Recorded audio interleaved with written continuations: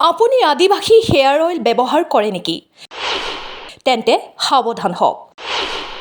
আপুনি সামাজিক মাধ্যমৰ বস্তু ব্যৱহাৰ কৰে নেকি? আপুনি সামাজিক মাধ্যমৰ সকলো কথাই বিশ্বাস কৰে নেকি? তেন্তে আমাৰ এই প্ৰতিবেদন আপোনাৰ বাবে। হয়, ঠিকেই শুনিছে। আজিকালি সামাজিক মাধ্যমত প্ৰায় ডাঙৰ ইউটিউবাৰ, চেলিব্ৰিটিৰ বিভিন্ন ধৰণৰ বিজ্ঞাপন কৰা দেখা যায়। ঠিক তেনেকৈ বহলভাৱে আদিবাসী হেয়াৰ অইলৰ বিজ্ঞাপন নিশ্চয় পাইছে। আপুনি ভুলতো চিকিৎসকৰ পৰামৰ্শ নোলোৱাকৈ এইবোৰ ব্যৱহাৰ নকৰিব। আপোনাৰ মূৰৰ চুলি একেবাৰে নাইকিয়া হৈ যাব পাৰে। এয়া আমাৰ দাবী নহয়। আজি আমি দেখুৱাম এজন ভুক্তভোগীক।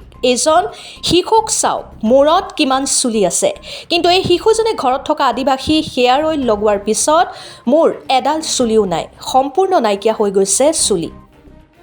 অকল নাইকিয়াই নহয়, ভৱিষ্যতে এই চুলি অহাৰ কোনো ধৰণৰ সুযোগ নাই।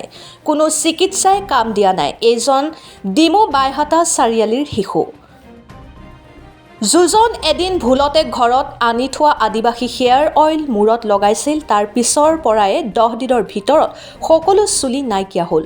গতিকে আপুনিও সাৱধান হওক আৰু এই বাতৰি আপোনাৰ আপোনজনক শ্বেয়াৰ কৰক, যাতে অনলাইনৰ সকলো বস্তু চিকিৎসকৰ পৰামৰ্শ নোহোৱাকৈ ব্যৱহাৰ নকৰে। ডিমুৰ ফালে ডিমু কানাড়া বাইহাটা চাৰিআলি। এই চুলিখিনি যে গৈছে কি কাৰণে গৈছে? আগতে চুলি আছিল না? এতিয়া কি কাৰণে গৈছে?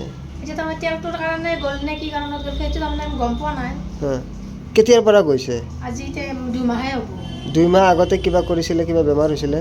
কিবা বেমাৰ চোন একো হোৱা নাই, খালি কি হেৰি তাৰ বহুত দিন আগত তাৰমানে মেকুৰী খামুচিছিল। সেইটোতো সেইগিলা বেলেগ কথা, সেইবোৰত নহয়। তেলটো লগোৱাৰ পিছৰ পৰা মানে চুলিটো যোৱা যেন লাগিছে। কি তেল লগাইছিলে? আদিবাসী তেল যি আদিবাসী তেলটো হেৰিটো লগোৱাৰ পিছত মানে এনেকুৱা চুলিটো প্ৰথম কেনেকৈ গৈছিলে? চকলা চকলিকে গৈছিল আৰু অলপ তাৰপিছত এতিয়া চকলা চকলি অলপকৈ গৈ আছিল, তাৰপিছত বাপেকে গোটেই সুৰে দিছে। News desk report, P news Assam.